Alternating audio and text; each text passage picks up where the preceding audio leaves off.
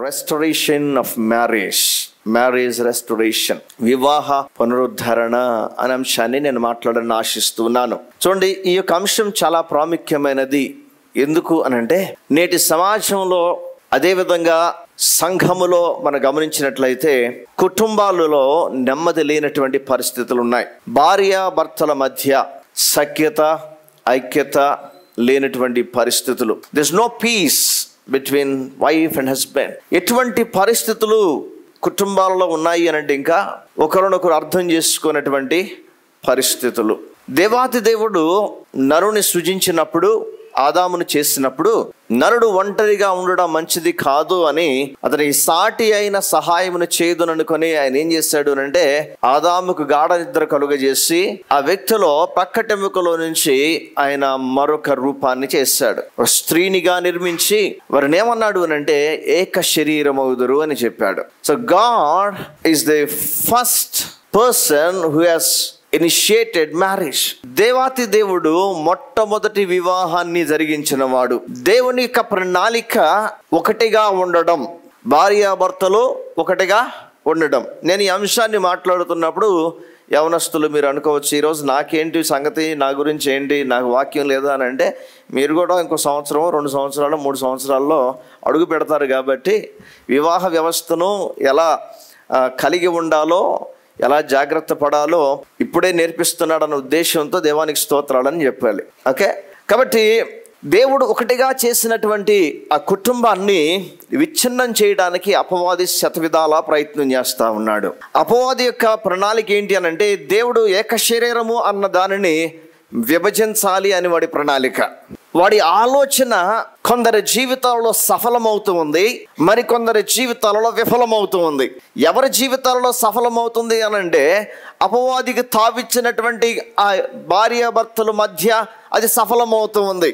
వాడి ఆలోచన నెరవేర్చబడుతూ ఉంది, వాడి పన్నాగం నెరవేర్చబడుతూ ఉంది, వాడు సక్సెస్ అవుతూ ఉన్నాడు. దేవుడు కలిపిన నీ బంధాన్ని విడగొట్టి నెమ్మది లేకుండా చేసి మరి కొందరి జీవితాల్లో ఎందుకు వాడు సఫలం కావడం లేదు?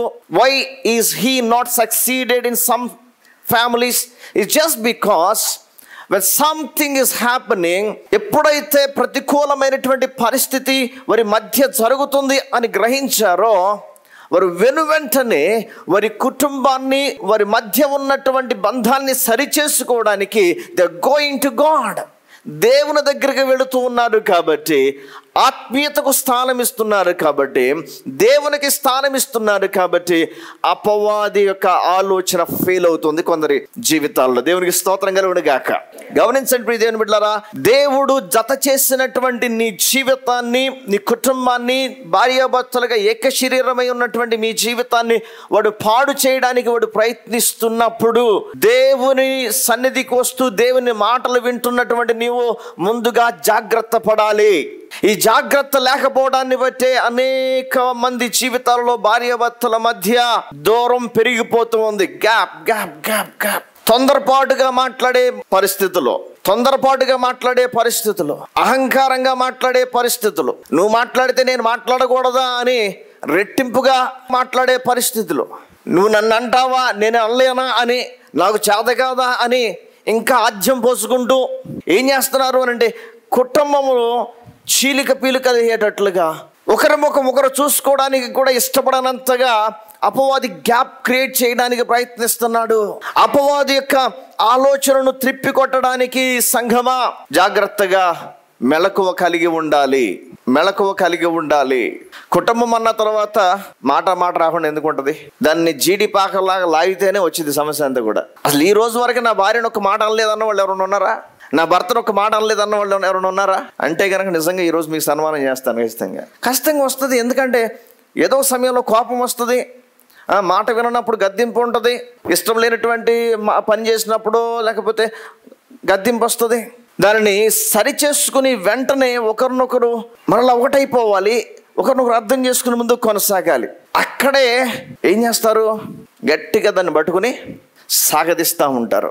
మా సొంత గ్రామంలో మేము ఎదిగినటువంటి ప్రాంతంలో మా ఇంటి ప్రక్కనే ఒక చిన్న ఫ్యాక్టరీ ఉండేది. ఆ ఫ్యాక్టరీ ఏంటంటే మీ అందరికి తెలుసు, జీడీలు తెలుసు కదా. పాకం బట్టి ఏం చేసేవాడంటే ఒక చెట్టుకి ఒక రాడ్ పెట్టేసేవాడు. దాన్ని తీసుకుని, ఆ పాకం అంతా తీసుకుని దానికి పెట్టి లాగుతూ ఉండేవాడు అనమాట. లాగుతూ ఉండేవాడు. అట్లా ఏం చేస్తున్నారు అంటే లాగుతూ ఉన్నారు, సమస్యను లాగుతూ ఉన్నారు. ఇది ఎంతవరకు దారి తీస్తుంది అని అంటే కుటుంబంలో విడాకుల వరకు దారి తీస్తుంది కొందరి జీవితాల్లో. ఈనాటి దినాల్లో అది ఫ్యాషన్ అయిపోయింది, డైవర్స్ అనేది ఫ్యాషన్ అయిపోయింది. కానీ దేవుడు కలిపినటువంటి బంధం, God said you are one flesh and God has designed you not to be separated, but God wants to be one flesh until He calls. ఆయన పిలిచేంత వరకు నీవు ఆ బంధములో కొనసాగాలి అని, అంతేగాని విడిపోవడానికి కాదు. That's not God's plan, that's your idea, that is somebody's idea, that's not at our God's plan. ఇటువంటి పరిస్థితులు సమాజంలోనే కాదండి, కులానికి మతానికి అతీతంగా కుటుంబాలలో మనం ఇటువంటి జగడాలను చూస్తూ ఉంటాం. సంఘములో కూడా అటువంటి పరిస్థితులు కొందరి జీవితాలలో ఉంటాయి. అటువంటి పరిస్థితులు కలిగిన వారు సంఘాలలో కూడా ఉన్నారు. ఇటువంటి పరిస్థితుల్లో ఉన్నటువంటి నీవు నీ కుటుంబాన్ని, నీ కుటుంబంలో నువ్వు కోల్పోయిన ఐక్యతను, నీ కుటుంబంలో నువ్వు కోల్పోయినటువంటి సమాధానాన్ని, నీ కుటుంబంలో భార్యాభర్తల మధ్య మీ మధ్య ఏర్పడినటువంటి ఆ శూన్యత, ఆ ఖాళీ మరలా పునరుద్ధరించబడడానికి ఏం చేయవలసి ఉంది? మీ మధ్య ఏర్పడినటువంటి అగాధము పోడ్చబడి మరలా ఆరంభ దినాలలో ఉన్నటువంటి ప్రేమ, ఆరంభ దినాలలో ఉన్నటువంటి ఆదరణ, ఆరంభ దినాలలో ఉన్నటువంటి ఐక్యత, ఆరంభ దినాలలో ఉన్నటువంటి ఆ యొక్క ముచ్చట్లు మరలా నీ జీవితంలోనికి రావాలి అంటే నువ్వు ఏం చేయవలసి ఉంది? ఆలోచన చేసావు ఎప్పుడైనా? బైబిల్ గ్రంథాల్లో గమనించినట్లయితే అనేక మంది భక్తుల జీవితాలు మనకు ఒక గొప్ప ఉదాహరణగా కనిపిస్తూ ఉన్నాయి. అంటే వాళ్ళ జీవితాల్లో సమస్యలు వచ్చాయి, అందుకే ఆ కారణాన్ని బట్టి అని కాదు నా ఉద్దేశం. కుటుంబాలుగా ఎలా ఉండాలో వారు ఒక మాదిరిని చూపించారు, ఒక మాదిరిని కనబరిచారు. ఈనాటి క్రైస్తవ సంఘం కుటుంబాలను ఎలా కట్టుకోవాలో దేవుని మాట చదవాలి. దేవుని మాట దగ్గర నువ్వు రాకపోతే, దేవుని మాటలో ఉన్నటువంటి ఆ దంపతులు వారిని గూర్చి నువ్వు అధ్యయనం చేయకపోతే, ధ్యానించకపోతే నీవు నీ కుటుంబాన్ని ఎలా లీడ్ చేసుకోవాలో తెలియదు. అందుకే దేవాతి దేవుడు ఈ భక్తుల జీవితాలను రాయించి ఉంచాడు, ఆ కుటుంబాలను గురించి రాయించి ఉంచాడు. కాబట్టి తప్పనిసరిగా కుటుంబాలు దేవుని మాటను చదవాలి. కుటుంబాన్ని ఎలా కట్టుకోవాలో ఆ భక్తుల జీవితాలను చూస్తూ దేవుని స్వరూపములోనికి కుటుంబాలు రావాలి, కుటుంబాలను ఆ స్వరూపములోనికి తెచ్చుకోవాలి. కాబట్టి మ్యారేజ్ లో ఇటువంటి గలిబిలి, మనస్సులు దూరం అవుతున్నటువంటి పరిస్థితులు, నెలకొల్పబడుతున్నటువంటి పరిస్థితులలో కుటుంబాన్ని మరలా ఎలా రెస్టోర్ చేసుకోవచ్చు, ఎలా ఎటువంటి అడుగులు వేస్తే మరలా నీ వివాహము, నీ వివాహ జీవితము, దాంపత్య జీవితం రెస్టోర్ అవుతుంది అంటే మొట్టమొదటి విషయాన్ని తెలియజేస్తాను. ఒకటి, మానసికమైన ధైర్యాన్ని ఇచ్చుట ద్వారా. You should give mental support to your spouse.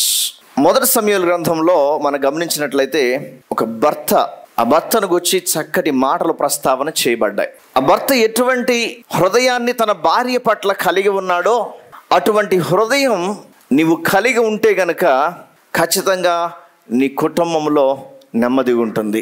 ఒక భర్తగా భార్యకు ఇవ్వవలసింది ఏంటి అని అంటే మానసిక ధైర్యాన్ని ఇవ్వాలి. చాలా చాలా ప్రాముఖ్యమైనది ఇది. లోకంలో స్త్రీ అని అనగానే మాటలు అలా బుల్లెట్ లాగా దూసుకొస్తాయి ఎవరి నోట్లో నుంచి అయినా సరే కదా. ఎందుకు? వాళ్ళు సులభంగా కనిపిస్తున్నారేమో. అటువంటి పరిస్థితిలో నీ భార్యకు ధైర్యాన్ని ఇవ్వాల్సింది, నీ భార్యతో నిలబడవలసింది ఎవరు అని అంటే భర్తగా నీవే. నీ భార్యకు నువ్వు ధైర్యాన్ని ఇచ్చే హృదయాన్ని నువ్వు కలిగి ఉండాలి, ధైర్యాన్ని నింపే భర్తగానే ఉండాలి. ఇక్కడ ఉన్నటువంటి వ్యక్తి ఎవరు అని అంటే ఎల్కానా అనే వ్యక్తి ఉన్నాడు, ఒక యూదుడు. ఎల్కానా అనే వ్యక్తికి ఒక భార్య ఉంది. ఇంకో భార్య సంగతి పక్కన పెడదాం, పనికిమాల బుద్ధి కలిగింది, అప్పుడు సాగింది కానీ ఇప్పుడు సాగడానికి వీల్లేదు. ఎట్టండి, హన్నా అనే ఒక భార్య ఉంది. ఈ హన్నా జీవితంలో సమస్య, హన్నా జీవితంలో ఒక కొరత, హన్నా జీవితంలో ఏడ్పు, హన్నా జీవితంలో నిట్టూర్పు, హన్నా జీవితంలో వేదన, హన్నా జీవితంలో ఎదురు చూపు ఉంది. ఆ పరిస్థితుల్లో హన్నా నలిగిపోతూ ఉన్నప్పుడు, మానసికంగా నలిగిపోతున్నప్పుడు, మానసికంగా కృంగిపోతూ ఉన్నప్పుడు ఇంట్లో ఉన్నటువంటి మరొక వ్యక్తి ఏం చేస్తుంది అని అంటే సూటిపోటి మాటలతో మరింతగా వేధిస్తూ ఉంది, మరింతగా బాధ పెడుతూ ఉంది, మరింతగా నలగగొడుతూ ఉంది, మరింతగా వేదనకు గురి చేస్తూ ఉంది. ఆ పరిస్థితుల్లో ఎల్కానా మరొక వ్యక్తికి సపోర్ట్ చేయలేదు, కానీ తన భార్యకు కావలసిన మానసిక ధైర్యాన్ని నింపుతూ వచ్చాడు. తన భార్యకు కావలసిన మానసిక ధైర్యాన్ని అడుగడుగునా దినదినాన నింపుతూ వచ్చాడు.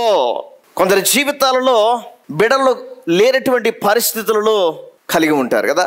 వివాహమై సంవత్సరం, 2 సంవత్సరాలు, 3, 4, 5 సంవత్సరాలు గడుస్తా ఉన్నప్పుడు మనోళ్ళు పట్టుమని ఒక 6 నెలలు ఊపిపడతారేమో ఇంటి వాళ్ళు. ఇక ఆ తర్వాత నుంచి మొదలేస్తారు, ఏమైంది, ఏమవ్వాలి, ఏమైంది, ఏంటి సంగతి, ఎనీ గుడ్ న్యూస్. ఈ భజనలో ఉంటారనమాట. అక్కడ నుంచి ఆ భజన స్టార్ట్ అవ్వగానే అయ్యగారికి మొదలైద్ది ఎర్రి.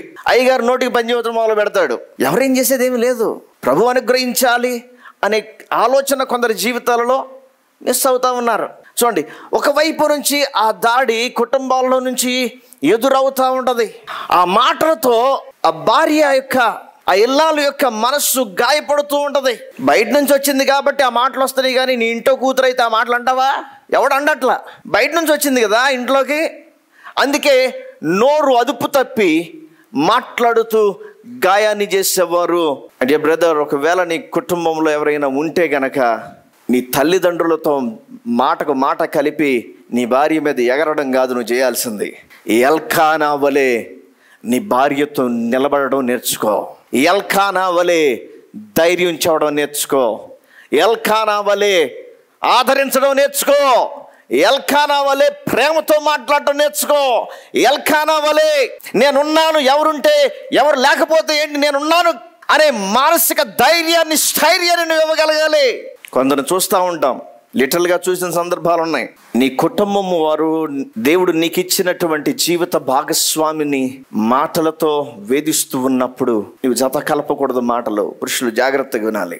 కేవలం గర్భఫలం విషయమే కాదు, గమనించండి, కేవలం గర్భఫలం విషయమే కాదు, ఏ కారణమైనా కావచ్చు, నీ జీవిత భాగస్వామిని నీ కుటుంబీకులు ఎవరు హేళనగా మాట్లాడినా, బాధించే మాటలు మాట్లాడినా నీవు ఖచ్చితంగా నీ భార్య పక్షాన నిలబడాలి. కారణం, దేవుడు మిమ్మల్ని ఒకటిగా చేశాడు. నీ భార్య నీవు జీవిత కాలము బ్రతకలసిన వారు. అటువంటి మీ మధ్య అగాధాన్ని కలుగ చేయటానికి అపవాది ఎవరినో ఒకరిని చుట్టూ ఉన్న వారిని వాడుకోవడానికి ప్రయత్నం చేస్తూ ఉంటాడు. ఎల్కానా ఎక్కడా కూడా హన్నా విషయమై ద్వేషంతో మాట్లాడినట్లు లేదు. ఎల్కానా ఎక్కడా కూడా హన్నాను తక్కువ చేసి మాట్లాడిన సందర్భం లేదు. నాకు ఇంకొక భార్య ఉంది, దానికి గర్భవతి అయింది, పిల్లల కంటుంది, నీవేంటిట్లా ఉన్నావు అని ఏ మాత్రమును ఇంకా నలగగొట్టలేదు, శారీరకంగా గాయపరచలేదు. There's no physical harassment and mental harassment from Elkanah. There's only thing that he has, and that is moral and mental support to his wife. మానసికమైనటువంటి ధైర్యాన్ని ఇవ్వడానికి ఎల్కానా సిద్ధంగా ఉండి కనిపిస్తూ ఉన్నాడు. ఎన్ని సంవత్సరాలు గడిచిందో ఆ జీవితంలో, ఎన్ని సంవత్సరాలు ఆ పరిస్థితి నుంచి వెళ్ళిందో నలిగిపోతూ, ఎప్పటికప్పుడు ఎల్కానా తన భార్య పక్షాన నిలుస్తూ వచ్చాడు. దేవునికి స్తోత్రం కలుగునుగాక. హల్లెలూయా. ప్రియమైన దేవుని బిడ్డలారా, గమనించండి, మొట్టమొదటిగా ఎల్కానా వలె నీ భార్య పక్షాన నువ్వు నిలిచి ఆదరించే మాటలు మాట్లాడినప్పుడు మీ మధ్య ఏర్పడిన అగాధం అంతా కూడా మరలా అది పూడుకుపోయి మరలా సహవాసం రెట్టింపు అవుతుంది. ఆమేన్. కలిగినటువంటి అగాధం అంతా కూడా అది క్లోజ్ అయిపోతుంది, మూయబడుతుంది. మరలా ఆరంభ దినాలలో ఉన్నటువంటి ఆ ప్రేమను ఒకరి ఎడల ఒకరు పొందుకోగలుగుతారు. ఈరోజు ఒకవేళ ప్రియ సహోదరుడా, నీ భార్య విషయమై దురుసుగా మాట్లాడినటువంటి పరిస్థితులు, కఠినంగా వ్యవహరించినటువంటి పరిస్థితులు ఏదైనా నీ జీవితంలో ఉన్నట్లయితే ఆ గాయాన్ని మాన్పవలసిన బాధ్యత నీదే. ఎలా మాన్పగలవు?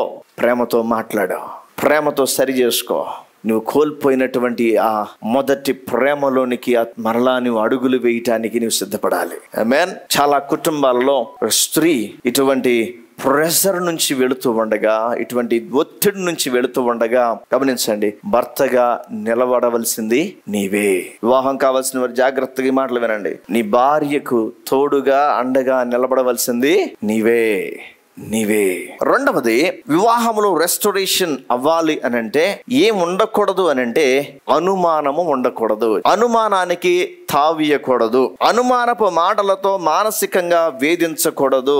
చాలా కుటుంబాలు దూరం అయిపోవడానికి కారణం ఏంటి అని అంటే అనుమానం అనే జబ్బు. భార్య మీద అనుమానం, భర్త మీద అనుమానం. అనుమానము అనే జబ్బు కుటుంబాన్ని కంప్లీట్ గా నాశనం చేసేస్తుంది. చాలా కుటుంబాలు దూరం అయిపోతున్నారు. కొందరి జీవితాల్లో నేను తప్పు చేయలేదు అని చెప్పినా అనుమానం అనే జబ్బు ఇంకా రెట్టింపుగా అదే మాటలు మాట్లాడడం ద్వారా ఏమవుతుంది అని అంటే మరొక వ్యక్తి అఫెండ్ అయ్యి కొన్నిసార్లు ఎటువంటి తీర్మానం చేసుకుంటున్నారంటే నేను చెయ్యని తప్పును నేను చేశానని 1కి 10 సార్లు 100 సార్లు అంటున్నాడు. చేస్తే ఏమవుతుంది, చేసి చూపిస్తాను అనేటటువంటి ధోరణిలోనూ కూడా వెళ్తున్నటువంటి పరిస్థితులు ఉన్నాయి. అంటే మొదటగా ఆలోచన వ్యక్తికి లేదు. ఈ జబ్బు ఈ వ్యక్తికి భార్యకో భర్తకో ఉండడాన్ని బట్టి మరొక వ్యక్తి కొన్నిసార్లు కావాలని తప్పుడడుగులు వేసే పరిస్థితుల్లోనికి వెళుతూ ఉన్నారు. అది కూడా సరైన పద్ధతి కాదు. కానీ మానసికంగా అనుమానం అనే జబ్బుతో కుటుంబంలో వారి అగాధాన్ని మిగిల్చుకుంటున్నారు. అన్ని ప్రాక్టికల్ గా నేను మాట్లాడుతూ ఉన్నాను. ప్రతిరోజు యూట్యూబ్ లోనో టీవీలోనో న్యూస్ లోనో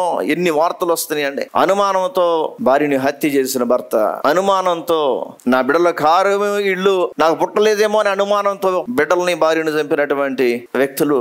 అనుమానము అనే జబ్బు లైఫ్ పార్ట్నర్నే కాదు కానీ తన జీవితాన్ని కూడా చీకటిలోనికి నెట్టేస్తున్న సందర్భాలున్నాయి.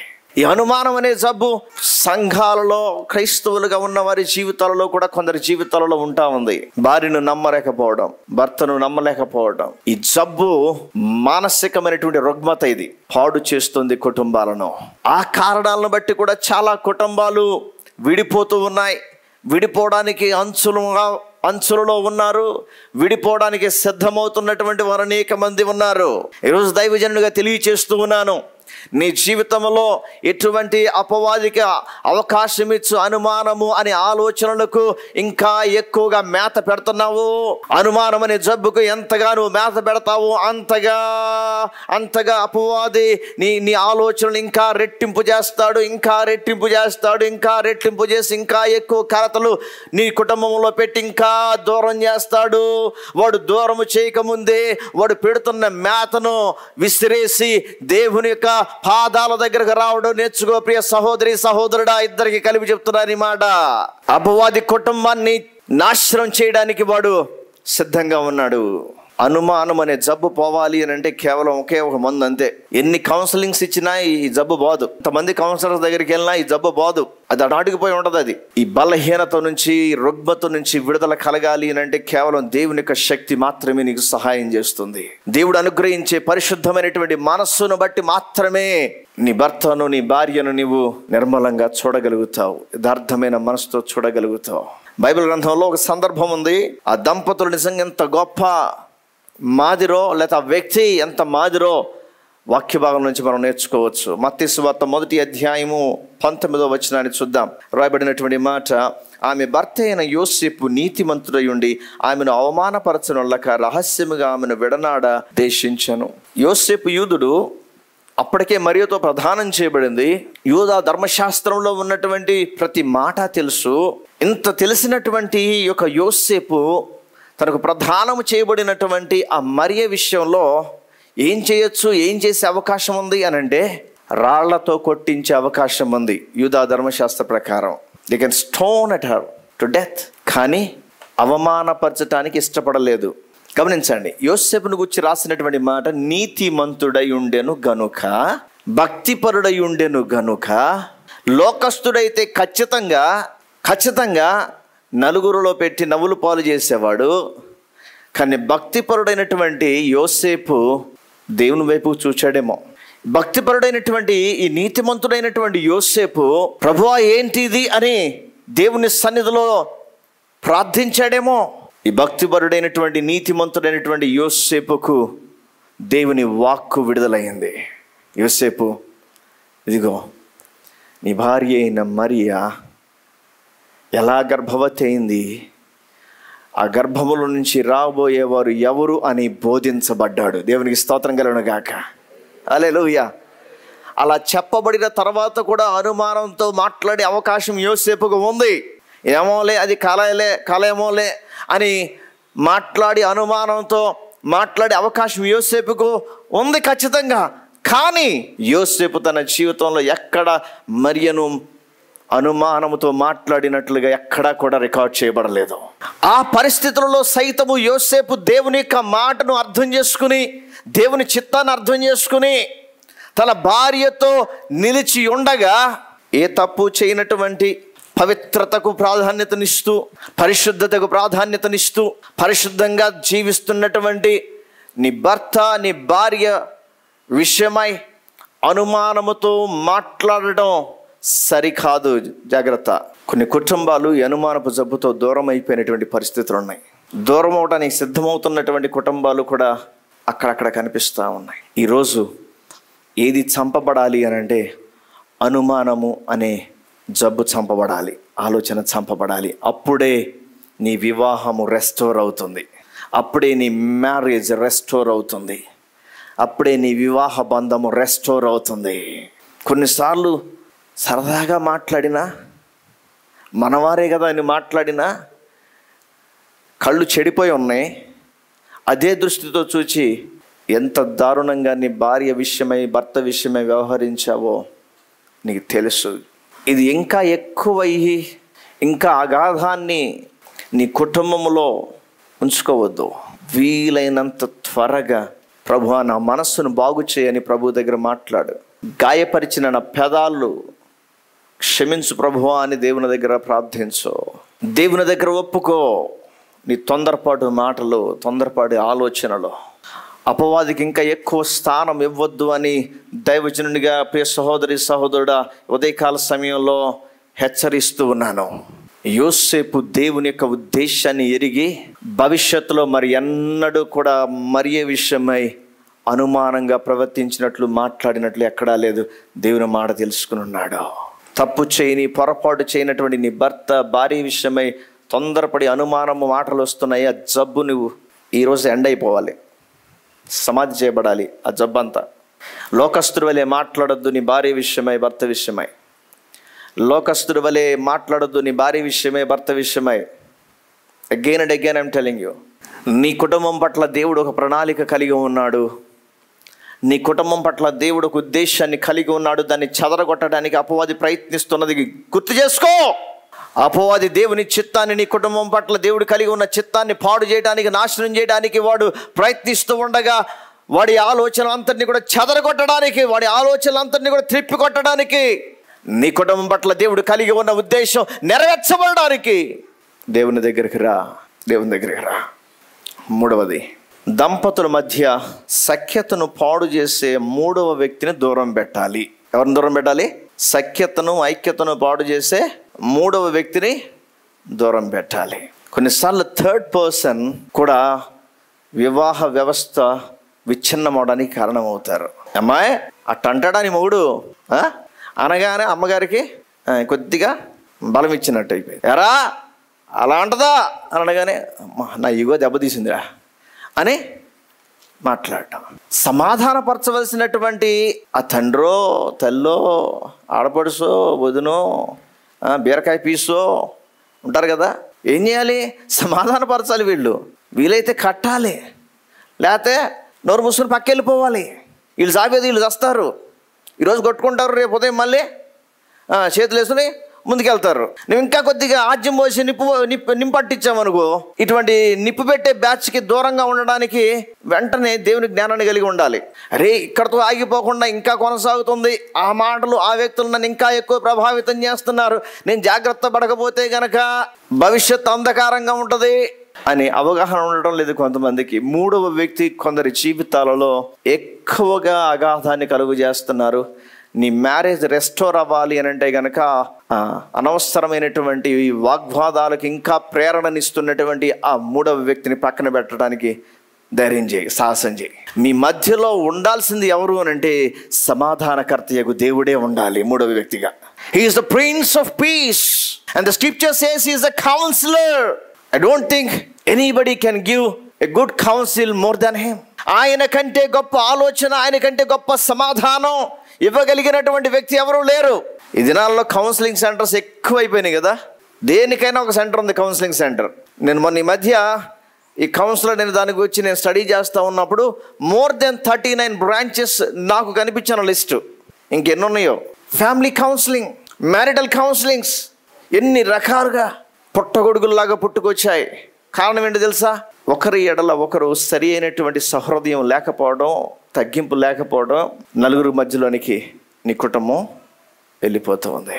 ఆ మూడవ వ్యక్తి నీ కుటుంబాన్ని కట్టే వ్యక్తిగా ఉండాలే, కానీ ఏ కోశాన నీ కుటుంబం విచ్ఛిన్నం అవడానికి కారణం కాకూడదు. అటువంటి మాటలు ఆ వ్యక్తుల నోట నుంచి వస్తూ ఉన్నప్పుడు నువ్వు జాగ్రత్త పడాలి అని ప్రభు తెలియజేస్తూ ఉన్నాను. ఆ వ్యక్తులు నీకు ఎంత ప్రాముఖ్యమైన వారైనా కావచ్చు, కానీ మీ ఇద్దరి మధ్య ఇంకా ఎక్కువ ఎక్కువ ఎక్కువ అగాధం ఏర్పడుతుంది. పక్కన పెట్టడం మంచిది. నేను గురించి స్టడీ చేస్తూ ఉన్నప్పుడు కొంతమంది ఆథర్స్ రాసినటువంటి మాటలు ఏంటంటే, don't hit the person but hit the problem అని రాస్తాడు ఒక ఆథర్.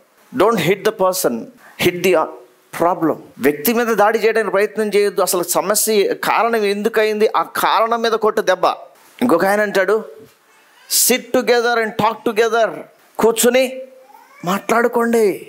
ఇవన్నీ అనేక సార్లు వినుంటాం, కానీ ఆ హృదయం కలగడం లేదు కొందరి జీవితాలలో.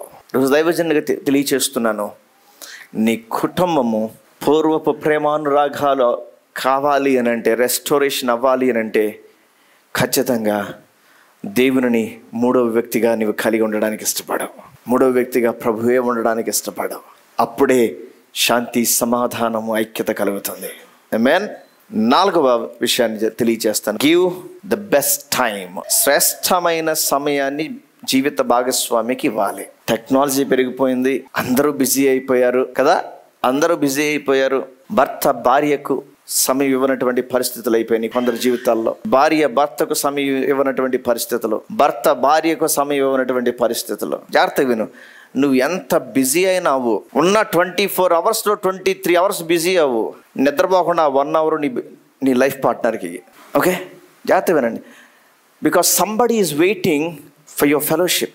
నీ భార్యో నీ భర్తో నీ మాట కొరకు ఎదురు చూస్తూ ఉన్నారు, నీ ప్రేమ కొరకు ఎదురు చూస్తూ ఉంటారు, ప్రేమతో వారిని దగ్గర తీసుకోవాలని ఎదురు చూస్తూ ఉంటారు, ప్రేమతో ముచ్చట చెప్పాలని ఎదురు చూస్తూ ఉంటారు, ప్రేమతో హత్తుకోవాలని ఎదురు చూస్తూ ఉంటారు. ఎటువంటి డిస్ట్రాక్షన్స్ లేకుండా, ఎటువంటి డిస్ట్రాక్షన్స్ లేకుండా నా భర్త నాతో, నా భార్య నాతో కొంత సమయం గడపాలి అని ఎదురు చూచేవారు ఉంటారు.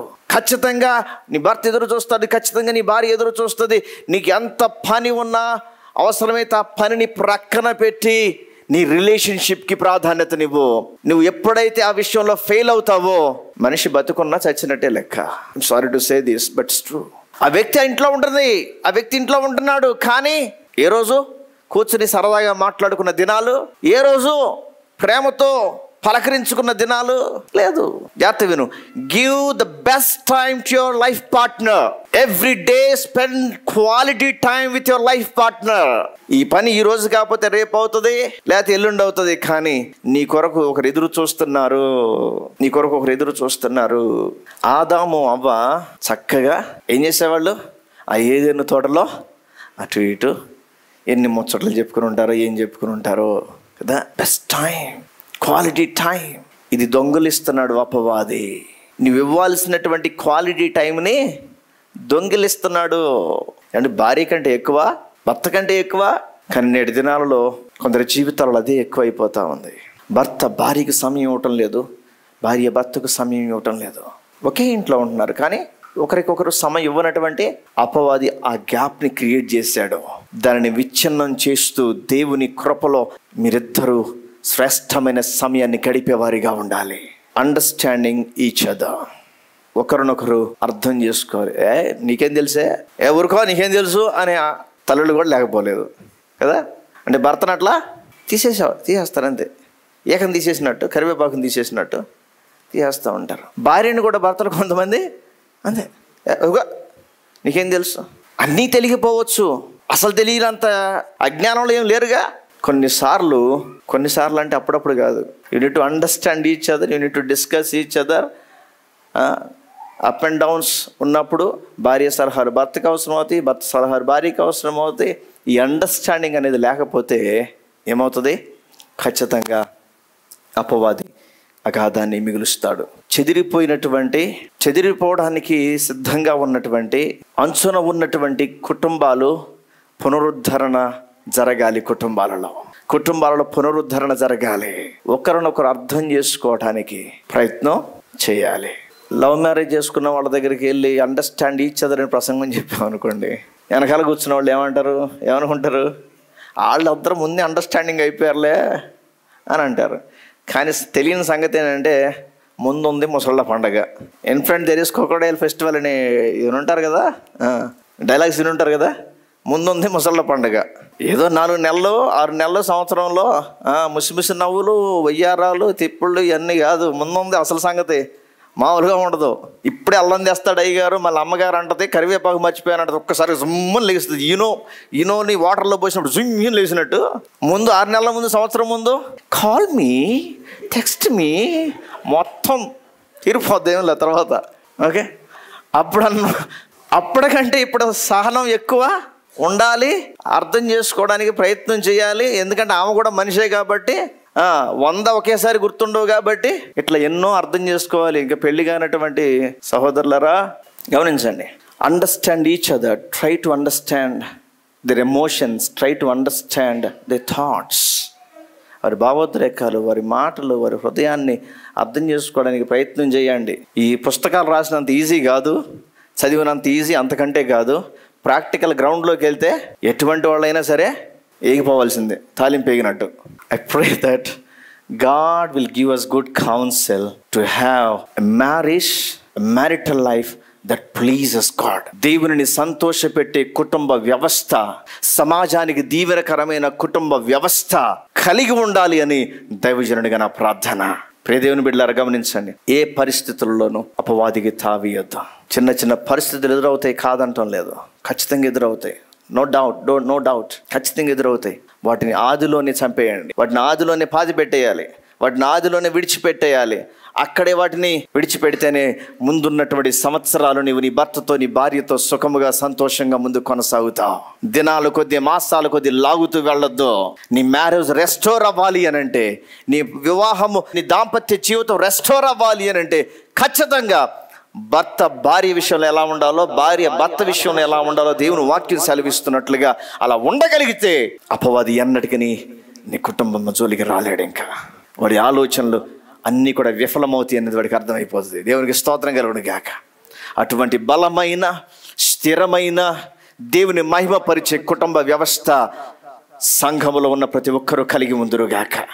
ఈ మాటలు వింటున్న ప్రతి కుటుంబము దేవునికి మహిమార్థమైనటువంటి కుటుంబ వ్యవస్థను కలిగి ఉండునుగాక. అపవాది కలుగు చేసే ప్రతి విధమైన తొందరపాటు ఆలోచనలన్నీ కూడా కొట్టివేయబడి అవన్నీ కూడా పారద్రోయబడునుగాక.